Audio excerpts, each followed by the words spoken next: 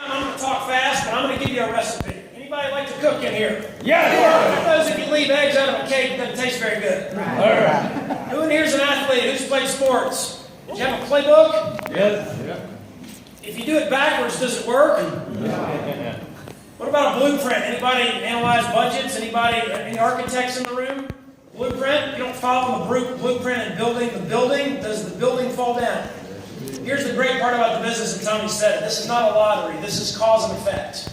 You put the cause in, you get the effect. It's no respecter of persons. I learned 18 years ago when I got literally, entrenched in this industry. It's been 25. But right when my 6-7 year mark, I said, okay, I'm going to make this my life. And here's what I learned. It's no respecter of persons. It doesn't matter if you graduated from Yale or jail. It doesn't matter if you came from the state pen or Penn State, the outhouse or the White House. It doesn't matter if you're white, black, tall, red, yellow, fat, skinny, or small. You can build this business. You can make it happen. If you follow the playbook, if you follow the recipe, if you follow the game plan that other people have followed and become successful. If you not only learn from your mistakes, but the mistakes of others, and you listen to your mentors and your upline and people that have a vested interest in your future, you can win. The best way to walk through a minefield is to what? Follow someone. So you don't, some of you will catch that on the But you follow people who have come before you. You do what they did and you can have what they've had. I'm going to talk to you about 4 things today. 4 things that I believe in 90 days can absolutely change the course of your life forever. Why? Because it happened to me. Why? Because it happened to Tony XN. Why? It happened to Melissa Boston. Why? It happened to every leader in this room and every leader you're going to see walk across that stage. They all, at some point in their life, had a 90-day run. But you see, most people overestimate. They overestimate what they can do in a week. Oh, I'm going to kill this. I'm going to work 28 hours a day. I'm going to get a diamond. But most people underestimate what they can do in 90 days. You see, 90 days can change your life forever if you change not what you do every week, not what you do every month, not what you do in 90 days. You have to change what you do every day. And if you change that daily work habit and you do a couple things I'm going to talk to you about, I believe you can win. Because you see, habits can be great things. Most of the time you hear about habits and they're bad. Right? You drink too much, smoke too much, you eat too much, you do whatever too much. But you see, habits are powerful things. And if you can turn a habit into a good habit, then your body and your mind start to do it without even thinking. And that's what you have to do to become successful. And so in order to do it, number 1, you got to figure out, as Tony talked about, what do you want? What do you want? And I would urge you, she says money, to write it down. Put it on paper. Don't write it down once. Don't write it down this weekend. Write it down every day. Well, Jason, I had a guy the other night and said, Jason, what do you mean by every day? It's okay. We need to dumb this down just a little bit. Okay. Every day. Does that mean on my birthday? Yeah, every day. Does that mean on my grandchild's 5-year-old birthday? Yeah, every day. Does it mean on Christmas? Yeah, every day. Hanukkah? Every day. Like, even if I don't feel good? Yeah, every day. Even if I have a headache? Yeah, every day of your life for 90 days. You see, today is the first day of the rest of your life. Yesterday does not matter. Tomorrow does not matter. You live a life, not the way you live your years, your months, or your weeks. You live a great life because you live great days. And today matters, and you start with today, not tomorrow. Well, Jason, I'm at an event. I'm going to get real excited, and I'm going to go home Tuesday when I can, get some rest, and then I'm going to start. How many of you have the guts to get on the phone when you walk out of this room before you eat lunch and call 5 people in your phone and say, listen, I'm in Las Vegas, and I don't have time right now. I've got to go to a meeting, but I just saw something that absolutely blew my mind away, and I'm about to launch something when I get home that's going to absolutely change Rosemont, Illinois. That's going to absolutely change Baton Rouge, Louisiana. That's going to change Los Angeles, California. I'm going to launch it. Here's what I want to know. If I call you Monday, are you in or are you out? Do you want to hear about what I'm doing? Well, what is it? I don't have enough time to tell you, are you in or are you out? Well, if you don't tell me anymore, then I don't think I'm interested. Great. Have a nice weekend. Click. Next person. Yeah. See, people get excited about what's coming. They get excited because you're excited. It's not the height of your logic. It's not what you learn about product ingredients. It's not what telomeres do in your body. It's not putting stuff in your wrinkles.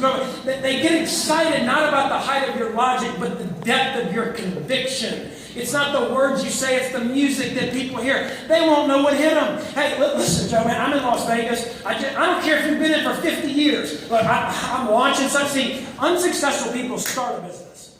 Successful people launch a business. And they get people excited before they launch the business. They sign people up before they launch the business. Your 90-day launch, it can start on Monday. But it has to start today. Your pre-launch starts today, getting on the phone, and then do it again tomorrow. And you know what I know from personal experience? If you call 5 and you get one that says, yeah, man, you call me Monday, I'm excited, you'll skip lunch. You'll stay on the phone throughout. You might stay on the phone in your room the whole weekend. And guess what? You scared? Yeah, everybody's scared. But guess what cures fear? Action cures fear. Reading a book does not cure fear. Listening to a tape does not cure fear. Getting motivated and excited does not cure fear. Action cures fear. You do what you fear, and the death of fear is certain. But it's the only way to crush it, is to walk out of here, get on the phone, and start calling people. If something is unimportant, I know when Tony texts me that it's probably not that terribly life-threatening and important, because if it was, he would do what?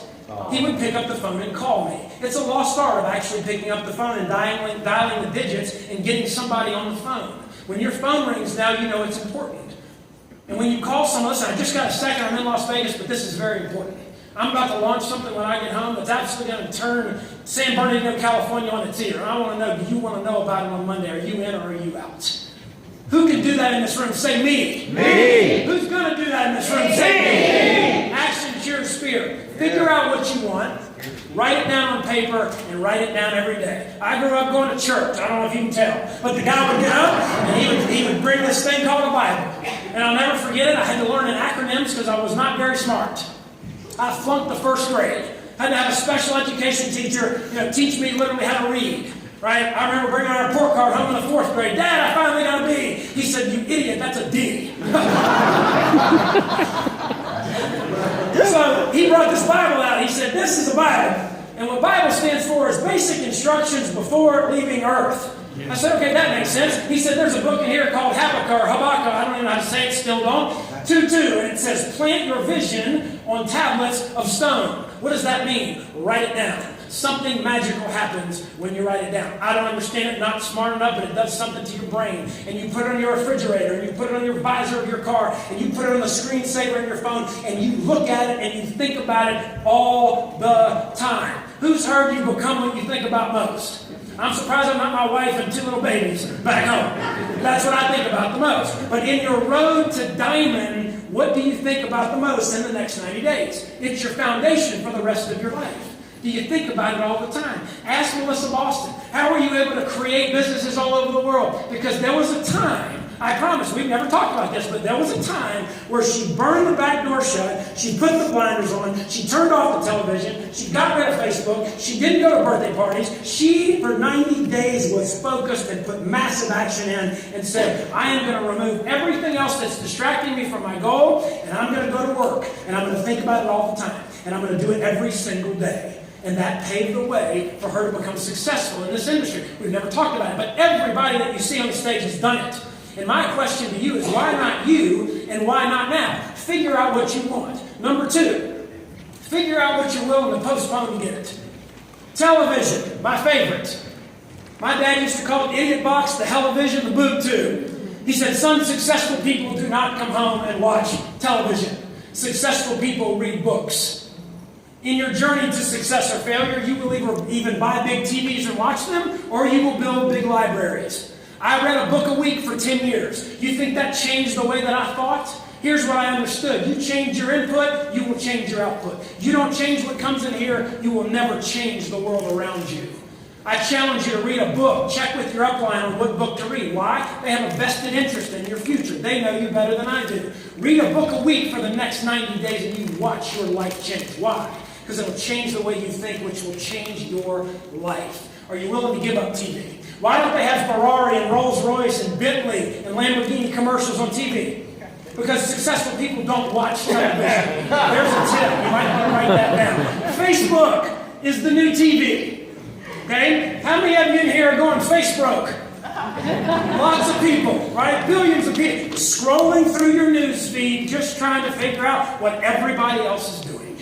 That's not going to get you where you want to go. It is a waste of... Well, every 637,000 posts, I see something that motivates me. Okay, no, go read a book. Every line will motivate you. Forget Facebook. Put it down. Now, if you use it to build your business, whole other story. If you use it to reach out to people, whole other story. But if you get lost in your news feed, that's your TV. Get rid of it. Get focused for 90 days. What are you willing to postpone?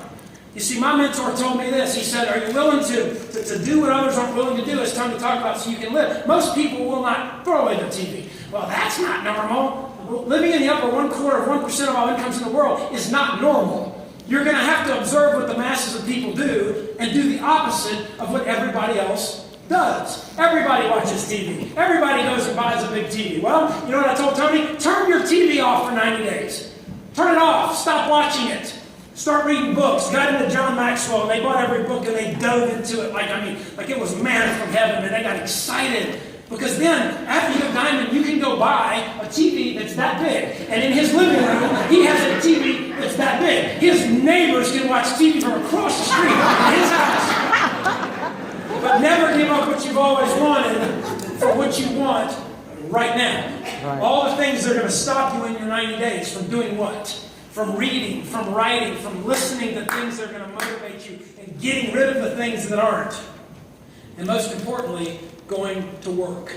And what is the work in this business? Really, what's the work in the business? Thinking about the business is not building the business. But changing your thoughts and putting those into action is building the business. I used to think the more you learn, the more you earn. Bull. That means PhDs would be rich. Right? The more you learn of the correct knowledge, the more you will earn if you put it into action. So you read, you write, you listen, you speak, you change what comes out of your mouth. Here's what I know. I know that if you're changing what's going in here, the words out of your mouth are going to change, and people are going to start to feel you. They're going to be, oh my God, I don't know where Melissa's going. Heck, I'm not going to miss it. I want to follow her. Why? Because she lit herself on fire, and people drove from miles around. They got on airplanes and trains to watch her burn. And you will do the same thing if you change that input. It will change your life. Number 3, are you willing to fail? Are you willing to fall down on your face and fail? We're taught in a screwed up school system in this country that failure is defeat. That if you fail the test or fail the grade, you're an idiot. Right? I know. I was one. And ultimately, you're not going to make it. You're just not going to get the right job. You're not going to get into the right college. And so I made a decision at a very young age. I said, okay, I'm going to look at the fruit on people's tree. Right? And the root that created the fruit. If there's no root, there's no fruit. I'm going to look at the people who go to school, get a good education, get a good job, and work Friday, paycheck to paycheck. Friday, paycheck to paycheck. Friday, you know these people? Friday, paycheck to paycheck. Friday, paycheck to paycheck. Friday, paycheck. Labor Day! Friday, paycheck to paycheck. And they do that for 45 years of their life. Or I'm going to go find people who are successful, who are laboring, luck, L-U-C-K, laboring under the correct, not laboring, working under the correct knowledge. That's luck. The harder you work under the correct knowledge, the luckier you're going to get. I'm going to listen to them. Why? They have fruit on the tree. Why? Their roots are deep. They built their foundation. They changed on the inside, changed their world on the outside. I'm going to listen to them. And I'm going to do what they tell me to do. You show me your mentor in life and in business, I will predict your future. And if you listen to your 5 broke friends at home, I will predict exactly where you're going to end up. They're great people. You love them. I'm not making fun of them. Let them go do what they do. But if you listen to them, you're going to be where they are. And ultimately, I learned that failure was my friend. That there weren't 2 roads in life. There's not a road to success and a road to failure. That's bull. They'll teach you that in school. There's one road.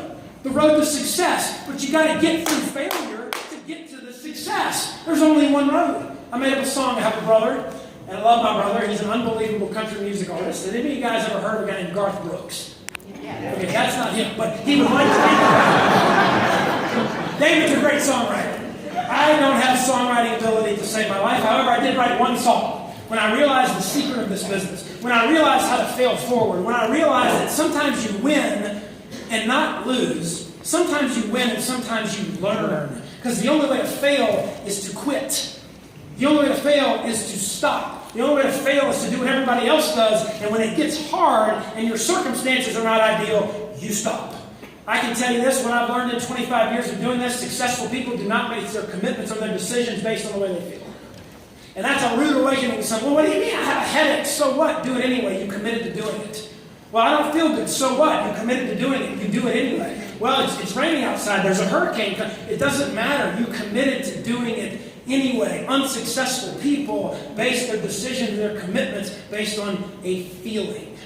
Could you imagine in this room, who's married? Raise your hand. Could you imagine if you based your commitment to your spouse on the way that you feel every day? We would be divorced in 15 minutes. And I love my wife more than anything on this earth. But it's based on a commitment. It's based on saying, I'm going to do this regardless. I'm going to win, and the plan is to do whatever it takes to win. So you fail. So the song I wrote, it's to the tune of a nursery rhyme called Row, Row, Row Your Boat. You ever heard that? And it goes a little bit like this. No, no, no, no, no, no, no, no, no, no, no, no, no, no, no, no, no, no, no, yes. No, no, no, no, no, no, no, no, no, no, no, no, no, no, no, no, yes. Does anybody want to help me? No, no, no, no, no, no, no, no, no, no, no, no, yes. You get it? The faster you go through the no's in the 90 days, the more yeses you're going to get. You want to have a hobby? Work this thing about an hour a day, call a couple people, no guarantees it's ever going to make you money. You want to have a part-time business? Work it 3 hours a day. Work it 4 hours a day. Well, Jason, I just can't do that. Drop the apostrophe, throw the T in the trash can. Yes, you can. If other people do it, you can too. If other people do it that have kids, you can too. If other people do it that work 2 jobs, you can too. You see, if they can do it, you can do it. Because it's no respecter of persons. They were just willing to do what you were not willing to do. So you want to have a part-time income? Go work it a couple hours a day. What's the work? Sharing it with people. It's not the how, it's the how many. He or she who shows it to the most people with belief and conviction wins this game. So you do that full-time. Who wants to be a diamond? Who believes that you can watch The Bachelor on Monday night and see who Ben picks? My wife loves it. Some of you that are laughing, shame on you. But who thinks you can continue to do that and continue to feed your brain with stuff that's not going to help you and go diamond? Does anyone believe that? See, I was on the, maybe these people just got lucky. Maybe they just found a couple people. You know, they knew the right people. They had the right background. They had the right personality to make this work. That couple standing over there, they didn't have anything right to make this work. Other than the fact that they loved each other and they wanted to win in life. They didn't have the personality, they didn't have the experience, they didn't have the background, they didn't have the self-image, they had none of that. But you know what? They realized if nothing changes, nothing changes. They changed and they changed their life because they made a decision and they committed to the decision even when they didn't see the business working. Faith is believing in something before you see it. And you don't go diamond until that happens. But you want to go create a diamond ship in the next 90 days? Go spend as much time as you possibly can in your life sharing this opportunity with people. Getting people on the phone with Cedric Harris. What? Getting them you are now a tour guide. You are pointing people. You're meeting their needs. You love products. Great. Go check this out. You want to get rich? Good. Go check this out. You want to do both? Good. Go check this out. You want to be a customer? Good. Go check that. And you do that all day long for 90 days. And you will lay a foundation that can change your life. But you've got to be willing to fail. Have I talked about Art Williams? I've done this 3 times today. Not yet. So Art Williams is a little football coach from Cairo, Georgia. And Art Williams built a company. I was never involved in his company, but he built one of the largest insurance companies in the world, the same model. And I had the opportunity to meet him. I was a 20-year-old kid. He was in New Orleans, Louisiana. And I went to see him, not because I was in his group, not because I had any desire to sell insurance, but he was a multimillionaire. He was successful. He was a high school football coach and became a billionaire. I figured that I could learn something from him. So I sat in front of him. Somebody said, whose group are you in? I said, I think I'm in yours. So let's go see Art. So we sat down with him. And a little 18-year-old girl said this. She said, Mr. Art, can you guarantee I will be successful in this business? He said, absolutely not. He said, but is there an airport in New Orleans? She said, yeah, I live right by it. Is it an international airport? Do you have planes flying in and out of there every night? She says, yeah, we hear them at night. This was 20 years ago. He said, can you get on the runway? Yeah, I've actually been on the runway. He said, well, I can't guarantee you anything, but I'll tell you something. I bet if you got out on that runway, and you started walking back and forth and back and forth and back and forth and back and forth. And even when you got tired, you kept walking back and forth and back and forth and back and forth. Even when you had baby mama drama, you kept walking back and forth and back and forth and back and forth. Even when you had a headache, you went back and forth and back and forth. Even when there was a birthday party, you just kept walking back and forth. Even when life just looked like it was coming, you kept walking back and forth and back and forth and back. And when you got tired, back and forth and back and forth and back and forth and back. He says, if you keep walking back and forth and back and forth and back and forth and back and forth and back and forth and back and forth and back and forth and back and forth, eventually you're going to get hit by an airplane. Cedric's laugh. I mean, let's give it up for Cedric Harris. Even if you stay up all night tonight, okay, skip the afternoon session. Come see him tomorrow morning, okay? Be in the room tomorrow morning, okay? One of my heroes. But, so do you get it? Is this making any sense to anybody? Yeah. Figure out what you want. What are you willing to give up? Are you willing to fail? And the fourth and final thing, and I'll close with this, is are you hungry? Do you have a hunger deep down inside of you to have a better life? Are you willing to tap into it and do whatever it takes to get it? Because the one thing I believe that separates successful and unsuccessful people in our business is successful people have a hunger. And they want it more than they want air. They want it more than they want food. They put those dreams down. They come to an event like this and they start to believe that it can actually happen. And 25 years ago, I walked into an event just like this. There were 27,000 people in a place called Winston-Salem, North Carolina, in an arena. And coming from a little town called Thibodeau, Louisiana, I didn't even know what country that was in. But my sponsor put me on the very front row. And I heard a bunch of people walk across the stage, and they were all looked like they were 100 years old. And they said stuff like, I'm Ethel and Bird Doggenboggle from Lizard Lick, North Carolina, and I are rich. And that's what I saw the entire weekend. I thought it was the dumbest thing I ever been to in my life. But then a guy named Bill got up on the stage and he talked to me like nobody ever talked to me in my life. He said, show me your mentor and I'll predict your future. He said, the beginning of brilliance is admitting that you're stupid. I said, boy, that's rude, but man, that's true. He said, if I make more money sleeping until noon on Monday than you make in an entire year, then when it comes to making money, one of us is stupid. You've got the college degrees, you figure out who it is. I said, that's really rude, but man, is that ever true? And then he brought a guy on the stage named Les Brown. And Les Brown got up there and he started to tell a story. And he said 4 things. He said, figure out what you want in life, write it down. He said, figure out what you're willing to give up to get it. Be willing to fail and get hungry. But see, he didn't say hungry, he said hungry. And he started to tell his story. And I sat on the front row of my life changes. He sweat all over the front row like a guy named T.D. Jakes. And he said, I was born in an abandoned office building in Miami, Florida. I was a twin. I had a smart brother, and I was the dumb twin. In 4th grade, I was labeled ethically mentally retarded. I could not read and could not write. They told me that because of what happened in the birth canal, my mama told me that ultimately I could never do it because I had brain damage, permanently. In the 8th grade, I went to my teacher, and I said, I can't read or write. I can't participate. I can't write anything on the board. His teacher looked at him, and he too said, take that word can't, Les, and throw it in the garbage can, because yes, you can. And he taught him about a dream. He taught him about working hard. He taught him about observing the masses and doing the opposite. And Les Brown got a dream, and his mentor said, you got to act on the dream. So the day he told him, he said, Les, I want you to get on your bicycle because your dream is to be a radio disc jockey at the largest radio station in all of Miami. Get on your bike today and go apply for a job. Not tomorrow, not Monday, not Tuesday when you get home from Vegas, and everything is perfect. You go now. Regardless of what happens, you go now. And he got on his bike, and he went to the radio station, and he knocked on the door.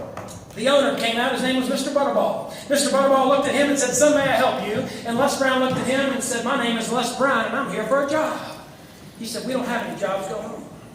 And he went home. He came back the next day, and he knocked on the door. Mr. Butterball, my name's Les Brown. I'm here for a job. Well, I thought I told you we didn't have any jobs. Thought somebody might quit, Mr. Butterball. Nobody quit. Go home, boy. And he came back the next day, and he knocked on the door like he'd never been there before. And he said, Mr. Butterball, my name's Les Brown. I'm here for a job. Well, I told you nobody quit. Thought somebody might have gotten fired, Mr. Butterball. Nobody quit. Nobody got fired. Go home, boy. He came back the next day and he knocked on the door. Mr. Butterball, my name's Les Brown. I'm here for a job. Boy, I thought I told you nobody quit. Nobody got fired. Thought somebody might have died, Mr. Butterball. Nobody quit. Nobody got fired. Nobody died. Go home, boy. For 2.5 months, he showed up like he'd never been there before and he knocked on the door. He said, my name is Les Brown and I am here for a job, as enthusiastically as he did the first time. And all of a sudden, Mr. Butterball comes out one day and says, you don't keep coming around here?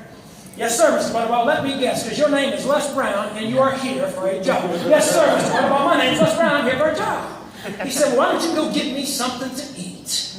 And Les Brown became Mr. Butterball's runner. But he said every time I got the opportunity, I would go in the control room, and I would watch the DJ. I'd watch how he spun the record. I'd listen to the inflections in his voice, and I would go home, and I would practice and practice and practice and practice and practice until one day my opportunity came. It was a Saturday morning, and there was a DJ there named Rock. He had been there all night, and Rock was an alcoholic. Rock had been drinking John Daniels all night. Now, I know it's Jack Daniels, but when you know him as long as Rock, you can call him John. And he was about to pass out.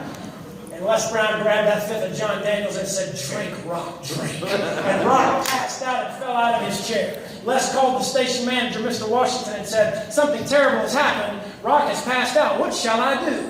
He said, Les, you know how to spin the records? Yes, sir. You get on that phone, but if you get on the air, you're fired. But you get on that phone, you call every DJ on that list, and you get somebody in there to replace Rock. He said, yes, sir, Mr. Washington. He said, I grabbed that telephone, but I didn't call any DJs that day. I called my mama.